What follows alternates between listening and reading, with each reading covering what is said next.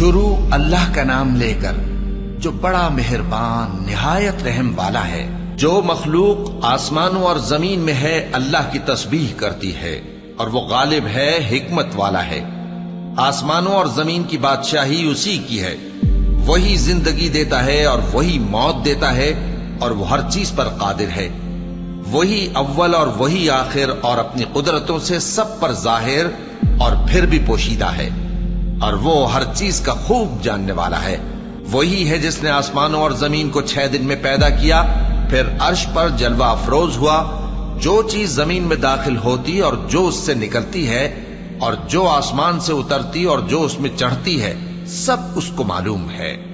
اور تم جہاں کہیں بھی ہو وہ تمہارے ساتھ ہوتا ہے، اور جو کچھ تم کرتے ہو اللہ اس کو دیکھ رہا ہے۔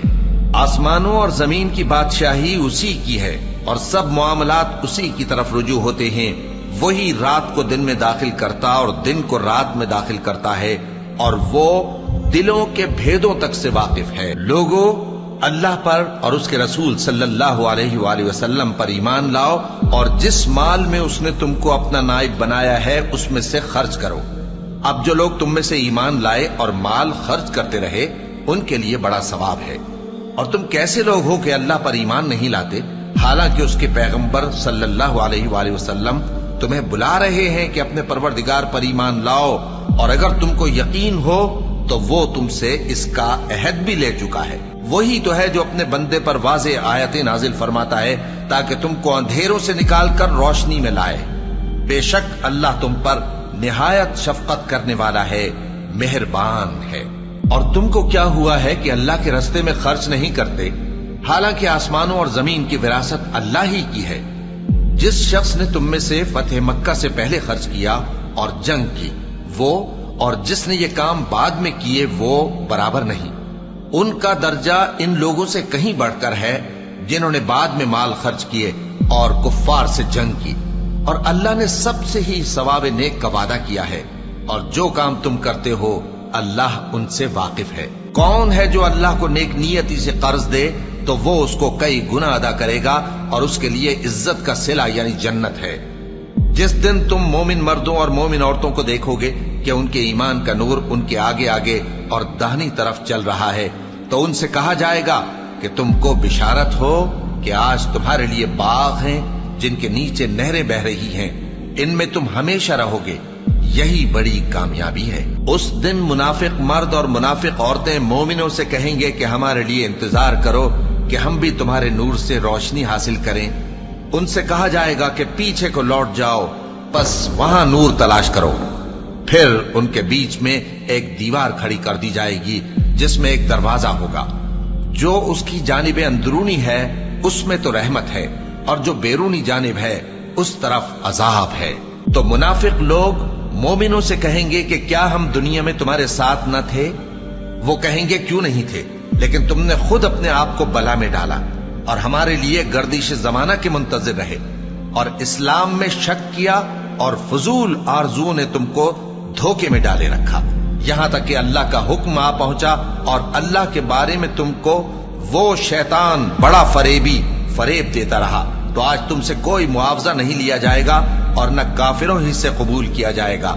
تم سب کا ٹھکانہ دوزخ ہے کہ وہی تمہارے لائق ہے، اور وہ بری جگہ ہے۔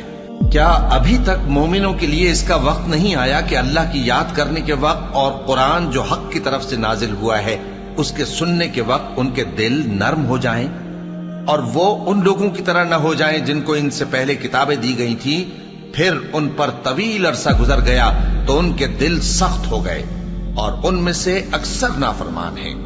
جان رکھو کہ اللہ ہی زمین کو اس کے مرنے کے بعد زندہ کرتا ہے۔ ہم نے اپنی نشانیاں تم سے کھول کھول کر بیان کر دی ہیں تاکہ تم سمجھو۔ جو لوگ خیرات کرنے والے ہیں، مرد بھی اور عورتیں بھی، اور اللہ کو نیک نیتی سے قرض دیتے ہیں، ان کو کئی گنا ادا کیا جائے گا، اور ان کے لیے عزت کا صلہ ہے۔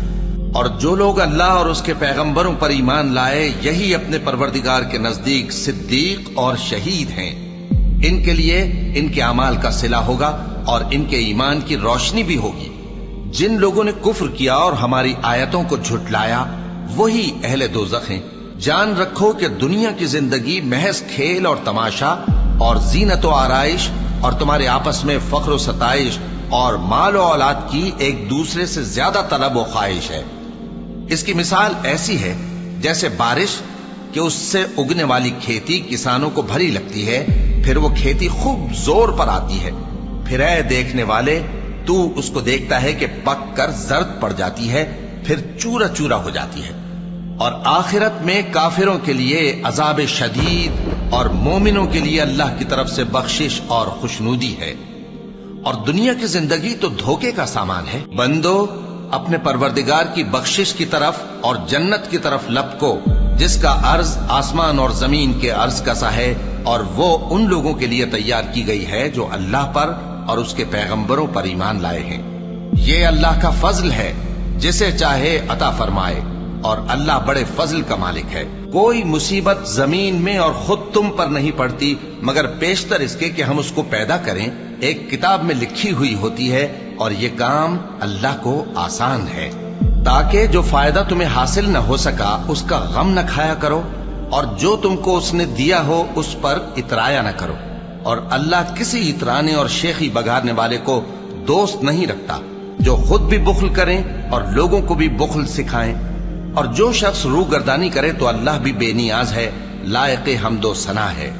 ہم نے اپنے پیغمبروں کو کھلی نشانیاں دے کر بھیجا اور ان پر کتابیں نازل کی اور میزان عدل، تاکہ لوگ انصاف پر قائم رہیں۔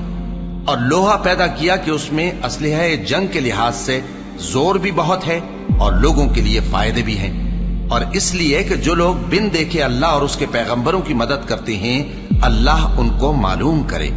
بے شک اللہ زور آور ہے، غالب ہے۔ اور ہم نے نوح اور ابراہیم کو پیغمبر بنا کر بھیجا اور ان کی اولاد میں پیغمبری اور کتاب کے سلسلے کو وقتاً فوقتاً جاری رکھا، سو بعض تو ان میں سے ہدایت پر ہیں اور اکثر ان میں سے نافرمان ہیں۔ پھر ان کے پیچھے انہی کے قدموں پر اور پیغمبر بھیجے، اور ان کے پیچھے مریم کے بیٹے عیسیٰ کو بھیجا، اور ان کو انجیل عنایت کی، اور جن لوگوں نے ان کی پیروی کی ان کے دلوں میں شفقت اور مہربانی ڈال دی۔ اور ترک دنیا والی نئی بات تو خود انہوں نے نکال لی، ہم نے ان کو اس کا حکم نہیں دیا تھا، مگر انہوں نے اپنے خیال میں اللہ کی خوشنودی حاصل کرنے کے لیے آپ ہی ایسا کر لیا تھا، پھر جیسا اس کو نبھانا چاہیے تھا نبھا بھی نہ سکے۔ بس جو لوگ ان میں سے ایمان لائے ان کو ہم نے ان کا اجر دیا، اور ان میں بہت سے نافرمان ہیں۔ مومنو اللہ سے ڈرو اور اس کے پیغمبر پر ایمان لاؤ، وہ تمہیں اپنی رحمت سے دگنا اجر عطا فرمائے گا اور تمہارے لیے روشنی کر دے گا جس میں تم چلو گے اور تم کو بخش دے گا، اور اللہ بخشنے والا ہے، مہربان ہے۔ یہ باتیں اس لیے بیان کی گئی ہیں کہ اہل کتاب جان لیں کہ وہ اللہ کے فضل پر کچھ بھی قدرت نہیں رکھتے، اور یہ کہ فضل اللہ ہی کے ہاتھ میں ہے، وہ جس کو چاہتا ہے دیتا ہے، اور اللہ بڑے فضل کا مالک ہے۔